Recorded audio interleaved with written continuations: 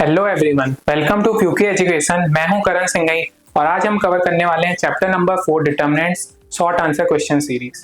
So let's begin with our first round of question, that is what is a determinant, explain its significance. तो अगर theory में कई बार क्या आता है, बेसिक से क्वेश्चन बन जाते हैं, किसी चैप्टर के इजी बन गए तो डायरेक्टली आपको यही पूछ लेगा कि व्हाट इज डिटर्मिनेंट। तो इस केस में आप पूरा डेफिनेशन वगैरह लिख सकते हो। That is a determinant is a scalar value that can be computed from the elements of a square matrix. It provides important information about the matrix such as whether the matrix is invertible. Invertible मतलब उसका inverse अगर अपन find कर सकते हैं या नहीं कर सकते. Only when if and only if determinant is non zero, यानी कि नॉन सिंगुलर होनी चाहिए तभी नॉन जीरो आएगा. अगर जीरो आ गया तो मैंने आपको बताया सिंगुलर हो जाती है. Next is the volume scaling factor for linear equation represented by.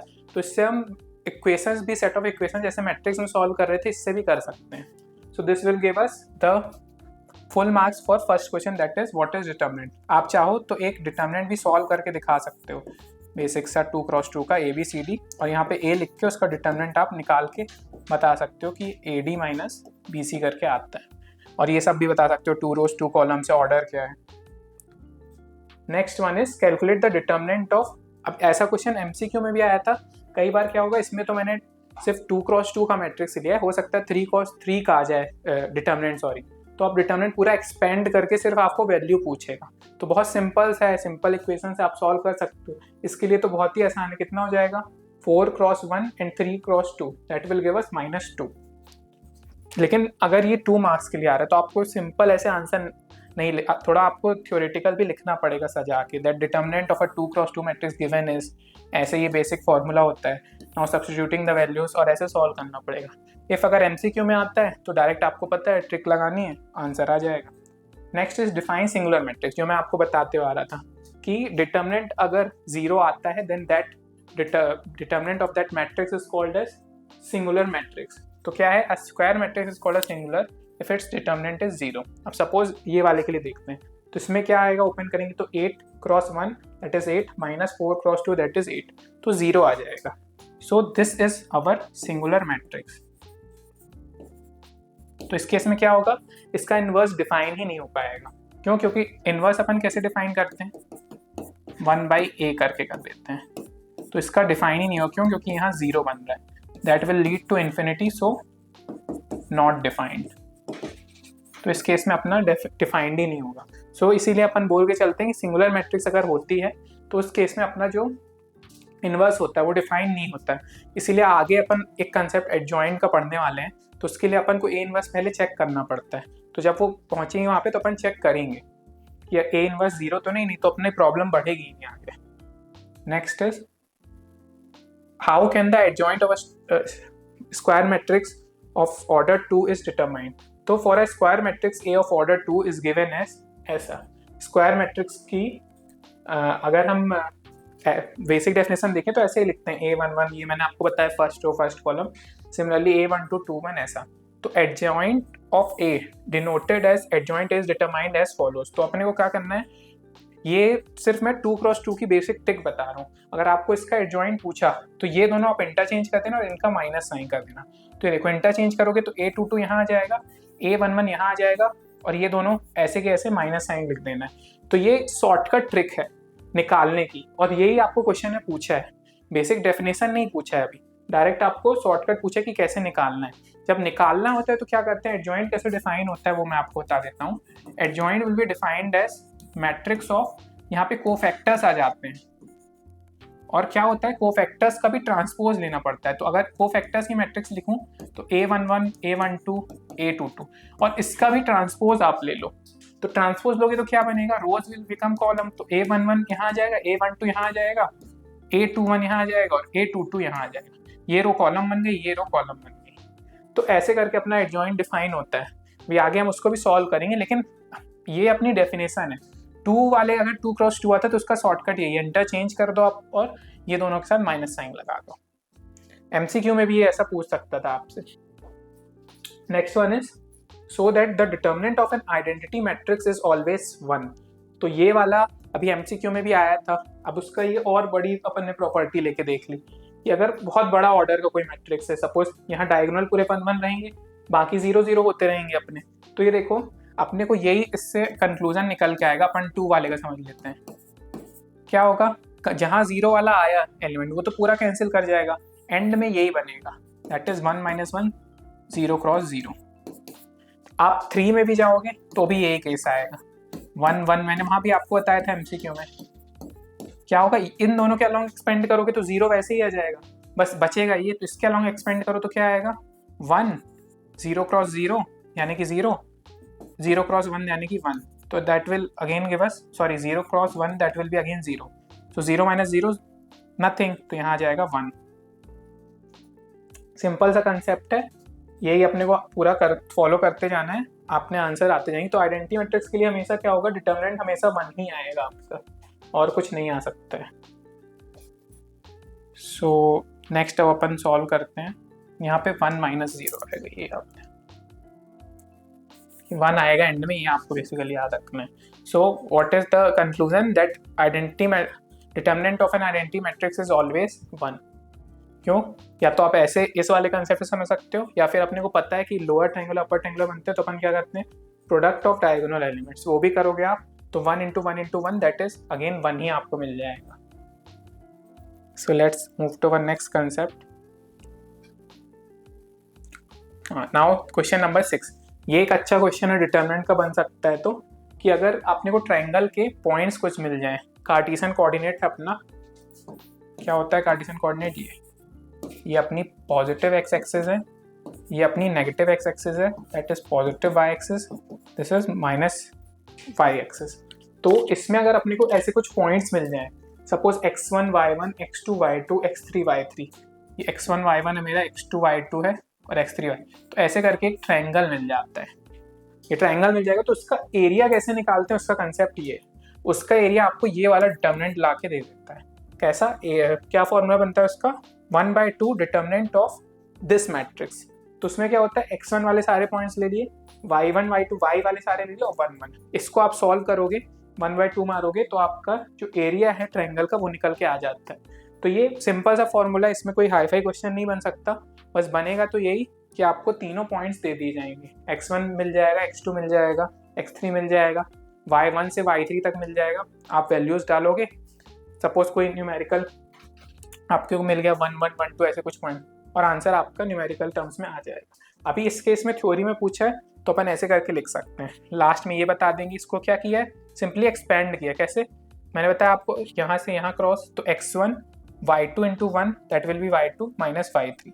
फिर यहाँ पे आ गए अपन प्लस x2, अब इसने इसके अलॉन्ग किया है ना, तो कोफैक्टर्स पॉजिटिव हो जा रहा है, तो यहाँ इसमें आप लोगे तो क्या आ जाएगा, कोफैक्टर 1 2, यहाँ पे प्लस आ गया। उनने बेसिकली अंदर वाले साइन को इंटरचेंज करके इसको पॉजिटिव बना दिया। अगर आप काटोगे तो यहाँ से क्या आएगा, ये कट जाएगा, ये कट जाएगा, तो y1 - y3 आएगा। तो उनने वो माइनस साइन को यहाँ पे इनकॉर्पोरेट कर दिया है, तो ये पॉजिटिव हो गया। नहीं तो कैसे आता, अपन एक पॉजिटिव एक नेगेटिव फिर पॉजिटिव, फिर x3 क्लिक करोगे, ये क्रॉस, तो x3 × y1 - y2। तो ये अपना बेसिकली नॉर्मल सा फॉर्मूला बन के आएगा। न्यूमेरिकल वैल्यू से आएगी तो आप वैल्यूज पुट करके आंसर निकाल सकते हो। Next one is find the minus and cofactors of the elements. ये मैंने आपको अभी डिटरमिनेंट खोलते हुए बताया था कि माइनस और कोफैक्टर्स क्या होते हैं। तो ये है the minor of an element AIJ। Element कैसे मैंने आपको बताया हुआ डिनोट करते हैं अपन, ये 1 1 होता है। क्यों, first row and first column, this one will be first row and second column, second row first column, second row second column. तो ये वाले AIJ से डिनोट कर दिया। I से क्या दिखा रहा है, रो, और J दिखा रहा है अपने को कॉलम, ठीक है। इज डिनोटेड बाय MIJ, ठीक है, and the cofactor is noted by AIJ, where AIJ ऐसे निकल के आता है। तो अपन देख लेते हैं माइनर ऑफ A11 देखते हैं। तो माइनर ऑफ A11 के लिए वही ट्रिक, ये काटो तो बचेगा 3 आ गया अपना माइनर। इसके माइनर के लिए देखो तो ये काटो 4, समझ में आ रहा होगा आपको। ये वाला का करके देख लेते हैं, A21 के लिए क्या होगा, A - 2 4 3, तो ये कट हो जाएगा, ये कट जाएगा, बचेगा -2, ये आ गया। अब उसके लिए 3 के लिए ये कट और ये कट, तो 1 आ जाएगा। अब कोफैक्टर्स में क्या होता है, ये एडिशनल चीज आती है, -1 × I + J। तो I + J यानी कि रो और कॉलम का नंबर आपको ऐड करना है। तो A11 के लिए क्या हो जाएगा, 2 हो जाएगा, ये तो पॉजिटिव हो जाएगा, तो इसके साथ +1 × कर दो, A12 के लिए क्या होगा, नेगेटिव साइन आ जाएगा, तो -1 इंटू कर दो। तो ये मैं आपकी कोफैक्टर वाली लिखते जा रहा हूँ वैल्यू, तो ये 3 हो जाएगी, ये -4 हो जाएगी। इसके केस में क्या होगा, फिर से माइनस हो जाएगा, 2 1 है तो ये +2 हो जाएगा माइनस साइन के साथ, क्योंकि यहाँ पे क्यूब बनेगा तो माइनस ही आ जाएगा। अब यहाँ पे 2 2 है तो पॉजिटिव आ जाएगा, तो फिर से 1 हो जाएगा। ठीक है, ये देखो आगे भी वही करके बताया, कोफैक्टर्स निकाला, 1 -1 -1 जो मैंने पिछले बताया, और ये वैल्यूज आ जाएंगी आपकी। तो माइनस अपने क्या हो जाएंगे, ये हो जाएंगे, कोफैक्टर्स क्या हो जाएंगे, ये हो जाएंगे। अब कोई में से एडजॉइंट पूछेगा तो क्या करना है, एडजॉइंट के लिए अपने को डायरेक्ट मैं लिख रहा हूँ, अब यहाँ पे A11 A12 होता है तो नहीं यहाँ कर दो, और A21 और A22 यहाँ कर दो, वैल्यूज डाल दो। A11 क्या है, 3 है, A12 क्या है, 4 है, ये क्या है, 2 है, और ये क्या है, 1। तो यहाँ मैंने एडजॉइंट भी डिफाइन करवा दिया आपको साथ में। ठीक है, next one, find the adjoint. ये लिखो, अपन ने करवाई और अगला क्वेश्चन ही आ गया। तो इसका तो मैंने शॉर्टकट भी आपको बताया हुआ था, अभी मैंने पूरा सॉल्व करके पिछले क्वेश्चन की बताया। शॉर्टकट क्या था, अगर 2 क्रॉस 2 की है तो एडजॉइंट कैसे निकालेंगे, इन दोनों वैल्यूज को इंटरचेंज कर दो, तो ये 4 2 हो जाएगा, और इन दोनों को माइनस साइन लगा दो, तो ये देखो ये मैच खा रहा है। ये शॉर्टकट ट्रिक हो गई अपनी, लेकिन अपने को ऐसे नहीं करना है क्योंकि 2 मार्क्स का क्वेश्चन है। अगर सपोज ये MCQ में आता तो अपन ये शॉर्टकट ट्रिक लगाते और कर लेते, लेकिन यहाँ पे दिक्कत क्या है, अगर अब 3 क्रॉस 3 का आ गया अपना मैट्रिक्स, तो उस केस में ये अपनी जो ट्रिक है वो फेल कर जाएगी। तो फिर अपने को क्या करना पड़ेगा, बैक टू बेसिक मूव करना पड़ेगा।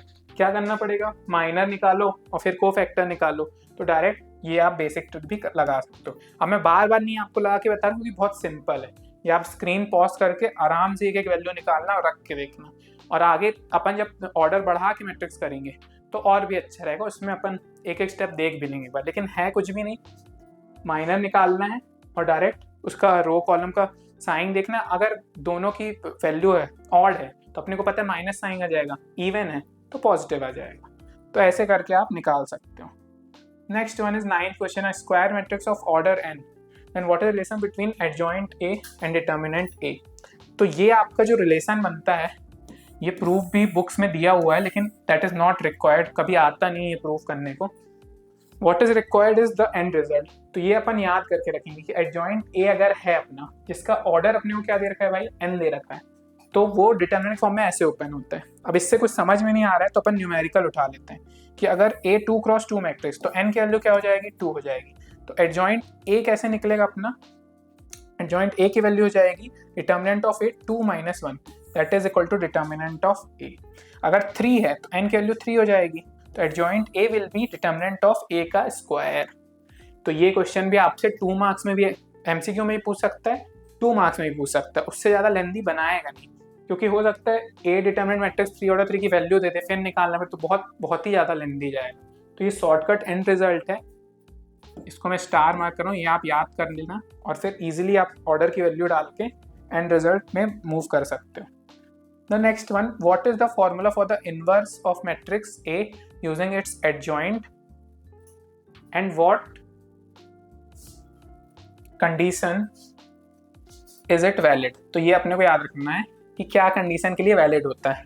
तो ये अब अपन पहली क्लास से ही समझते हुए आए हैं कि अगर नीचे कोई भी टर्म है तो वो 0 हो गई अगर, तो पूरा का पूरा टर्म नॉनसेंस बन जाएगा, दैट इज इनफाइनाइट हो जाएगा। तो सॉरी एंड रिजल्ट तो ये है आपका, एक पुराना पिछले वाला आप याद रखना, और ये 5 स्टार मान लो, इससे अच्छे क्वेश्चन भी बड़े बनेंगे। इक्वेशन है तो A inverse is equal to adjoint of A upon determinant of A। कब ये डिसाइड, कब तक ये वैलिड होगी, it is formula is valid only if A is invertible. Invertible मतलब उसका इनवर्स निकाल सकते हो, और वो कब निकाल सकते हो, जब नॉन सिंगुलर मैट्रिक्स हो। नॉन सिंगुलर मैट्रिक्स कहने का मतलब determinant of A should not be equal to 0। तो ये अपनी कंडीशन वैलिड होनी चाहिए, ठीक है, तभी अपनी होगी। तो अपन को एक्सप्लेनेशन क्या याद रखनी है, if determinant A is equal to 0 यानी कि सिंगुलर है तो इनवर्स नहीं होगा, तो ये वैलिड नहीं होगा। Is used to calculate the inverse by dividing each of its elements by the determinant A, thus A inverse exist only if determinant A is not equal to 0। तो ये तो अपन पहले ही पढ़ के आए हुए हैं कि इनवर्स तभी निकलेगा जब नॉन सिंगुलर मैट्रिक्स है, अदरवाइज वो नहीं निकलेगा। एडजॉइंट कैसे निकालना है वो भी हम देखते हुए आए हैं। अब अपन इसके बाद क्या करेंगे, लॉन्ग आंसर में न्यूमेरिकल कुछ 5 प्रॉब्लम उठाएंगे, उनका मस्त कैलकुलेशन वगैरह देख के फिर ये चैप्टर पूरी तरीके से कंक्लूड हो जाएगा। तो बेसिक जितने कंसेप्ट हैं थ्योरेटिकल वगैरह, नॉर्मल से क्वेश्चंस जो शॉर्ट में आ सकते थे वो कवर हो गए। मैक्सिमम इसमें यही रहता है, या तो वन लाइनर आ जाएंगे या थोड़े लॉन्ग क्वेश्चन बनेंगे, उनमें भी बहुत ज़्यादा दिमाग नहीं लगाना अपने को, बेसिक कंसेप्ट हैं, आंसर आ जाते हैं। So this leads us to end of our short answer type series. Next we will cover long answer type question for this chapter. तब तक के लिए बाय, और कोई भी अगर आपको डाउट होता है नीचे कमेंट करिए, मैं आपको हेल्प करूँगा। Thank you very much.